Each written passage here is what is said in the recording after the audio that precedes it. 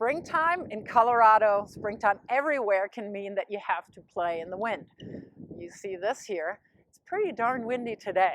So how do you make the wind a friend? You can, of course, choose to complain about it and not adjust to it.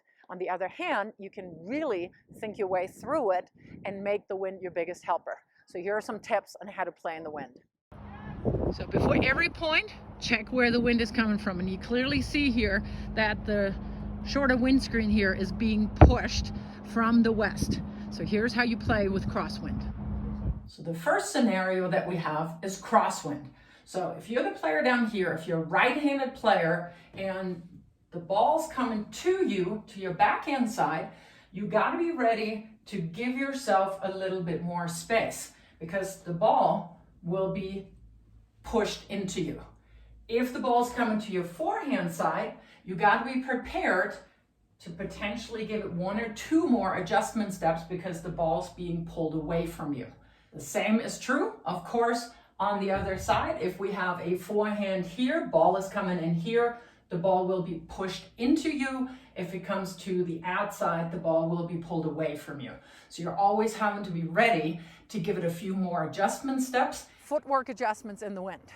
It can really be, especially if it's super gusty, that in the last couple of yards that the ball's coming to you, the wind is messing with the ball. So if you're already set up, but if you're insisting then on hitting the exact same ball that you would hit if it weren't windy, you might shank it. So make sure that you're aware of the last couple of yards of the ball traveling to you. You may have to adjust with small adjustment steps, quick adjustment steps, and you may just have to pull off a little bit. And again, give yourself a really, really big target so that even if you're getting 2-3 feet off the target, you're still in the court. Now let's talk about targets. If the wind is coming from one side, you want to hit into the half of that court where the wind is blowing the ball away from. So if I'm on the bottom here, I do want to play to the deuce court. If I am going down the line, I want to make sure that I'm not anywhere going to the line because the wind can push the ball out. So give yourself a big target right here, a couple of yards, and you're in business. And you can comfortably go a little closer to the lines here because the wind will keep the ball in play. And of course, the same is true for this player. If you want to play this half of the court where the wind is pushing the ball into the court, you can go a little bit more for smaller targets. If you're going now to the deuce court on this side, really bring your target in because otherwise the wind is pushing it. Second scenario, we now have the wind coming from one of the ends of the court.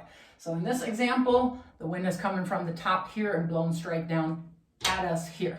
So the first thing that I would suggest is that you actually back up a little bit. So you have a deeper court position because most balls will come deeper and they will come at you faster.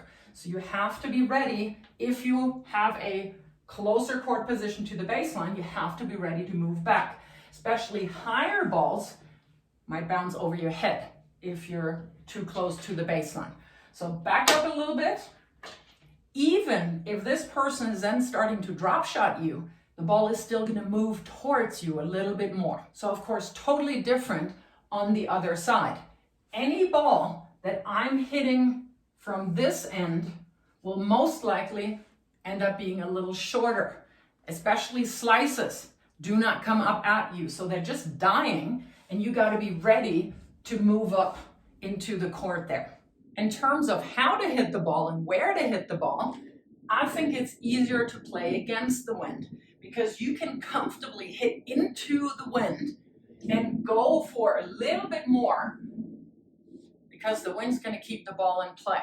I always loved to play little angles when I was hitting against the wind or use a slice because the wind pushed the ball down and more people are uncomfortable moving diagonally to balls rather than just moving back and forth at the baseline. If you're the person with the wind behind you, you've got to bring your target in. Do not go towards any lines because any little gust of wind is either going to push the balls a little bit further wide and or past the baseline. So if you're on this side, you can still hit aggressively, but you want to get your target in. So sometimes it can be as short as the service line, which usually is something that we don't tell you to do, hit at the service line. You can go for the service line. If you hit extreme topspin, the wind is going to make that a nightmare for this person here, because the ball has so much action off the bounce that it's going to be really hard to control the ball if the ball's bouncing up on their shoulder or even higher. So one other way to work with the wind, when I know that the longer the ball is in the air, the more the wind has a chance to mess with my ball. One way to kind of cut that out is to come up to net a little bit more. Because if it's windy, it's going to be really, really difficult for the passer to go for small targets. So if you're continually coming in, especially when the wind is coming that way, that's really difficult for that person to, keep the ball under control and then go for lines here, because that's the last thing that we want to do when we play in the wind. So what to do on the serve when it's really windy? Of course, you can always try to adjust your toss, especially if you have a crosswind, to toss a little bit more into the wind. So again, the wind here comes from the west a whole lot, so I'm going to toss the ball a little bit more into the wind. But remember, the longer the ball's in the air, meaning on the toss, the higher the toss is, the longer the wind has a chance to mess around with the ball. So another thing that you can do is try to actually lower your toss a little bit. And yeah, does that feel great? No, it doesn't. Does that throw you off rhythm a little bit? Yeah, it probably does. But again, you have to adjust in the wind, and that is a trademark of really good players. Using your continental grip a lot, hitting more slices in the wind is a really smart thing to do, because the swing pace is not quite as fast as a regular drive or a topspin, and to me it always feels I can manipulate the ball a lot better with a slice.